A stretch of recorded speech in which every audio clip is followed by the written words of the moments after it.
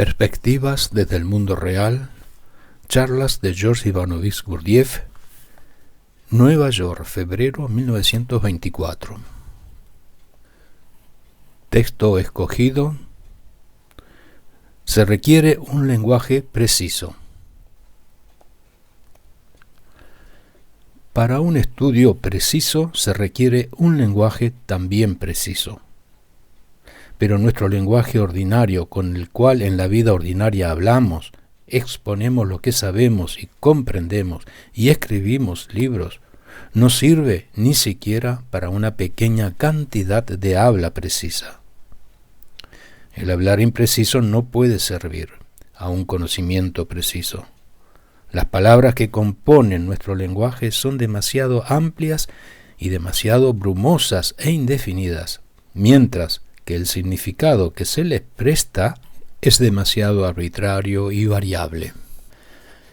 Cada hombre, al pronunciar cualquier palabra por su imaginación, siempre le atribuye este o aquel matiz de significado, exagera o destaca este o aquel aspecto de ella, algunas veces concentrando todo su significado de la palabra sobre un solo rasgo del objeto, es decir, designando con esta palabra no todos los atributos, sino aquellos externos, casuales, y que llaman primero su atención.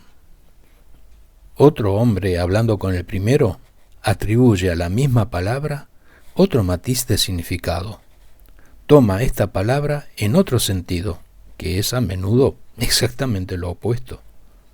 Si un tercer hombre se une a la conversación, de nuevo pone en la misma palabra su propia interpretación. Y si 10 personas hablan, cada una de ellas de nuevo dará su nuevo significado, y la misma palabra tendrá 10 significados. Y los hombres, hablando de esta manera, creen que pueden entenderse unos con otros, que pueden transmitir sus pensamientos unos a otros. Se puede decir con toda confianza que el lenguaje que hablan los hombres contemporáneos es tan imperfecto que cualquiera que sea a lo cual se refieren, especialmente en materias científicas, que nunca podrán estar seguros de que expresan las mismas ideas con las mismas palabras. Por el contrario, se puede decir casi con certeza que entienden cada palabra de manera diferente, y mientras aparentemente hablan sobre el mismo tema, en la práctica hablan sobre cosas muy diferentes. Además, para cada hombre, el significado de sus propias palabras y el sentido que les da cambia de acuerdo a sus propios pensamientos y humores y a las imágenes que asocia en ese momento con sus palabras, así como de qué y de qué manera habla su interlocutor, porque por una imitación o contradicción involuntaria puede cambiar involuntariamente el significado de sus palabras. Por añadidura, nadie es capaz de definir exactamente lo que él quiere decir por esta o aquella palabra, o si este significado es constante o sujeto a cambio, cómo, por qué y por qué razón. Si varios hombres hablan, cada uno habla en su propia manera y ninguno comprende al otro. Un profesor lee una conferencia, un hombre de letras escribe un libro y sus oyentes y lectores escuchan y leen, no a ellos, sino a combinaciones de palabras de los autores con sus propios pensamientos, nociones, humores y emociones de un momento dado. La gente de hoy en día es hasta cierto grado consciente de la inestabilidad de su lenguaje. Entre las diversas ramas de la ciencia, cada una de ellas desarrolla su propia terminología, su propia nomenclatura y lenguaje. En filosofía se hacen intentos, antes de usar cualquier palabra, de aclarar en qué sentido está tomada. Pero, por mucho que hoy la gente trate de establecer un significado constante de las palabras, hasta ahora ha fracasado. Cada escritor establece su propia terminología, cambia la terminología de sus predecesores contradice su propia terminología. En breve, cada uno contribuye con su parte a la confusión general. Esta enseñanza señala la causa de esto.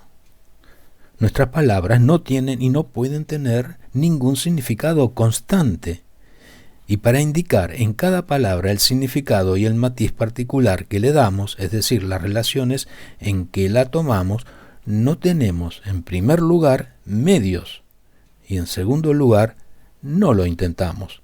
Al contrario, invariablemente deseamos establecer un significado constante para una palabra dada, tomarla siempre en ese sentido, lo cual es obviamente imposible, ya que una y la misma palabra usada en ocasiones diferentes y en diversas relaciones tiene significados distintos. Nuestro uso erróneo de las palabras y las cualidades de las palabras mismas les han hecho instrumentos no confiables para un hablar preciso y un conocimiento preciso. Sin mencionar el hecho de que para muchas nociones accesibles a nuestra razón, no tenemos ni palabras ni expresiones. Solo el lenguaje de los números puede servir para su expresión exacta del pensamiento y del conocimiento, pero el lenguaje de los números puede aplicarse únicamente para designar y comparar cantidades. Sin embargo, las cosas no difieren solo en tamaño, y su definición desde el punto de vista cuantitativo no es suficiente para un conocimiento y un análisis exactos. No sabemos cómo aplicar el lenguaje de los números a los atributos de las cosas. Si supiéramos cómo hacerlo y pudiéramos designar todas las cualidades de las cosas por números en relación con algún número inmutable, esto sería un lenguaje exacto. Continuará.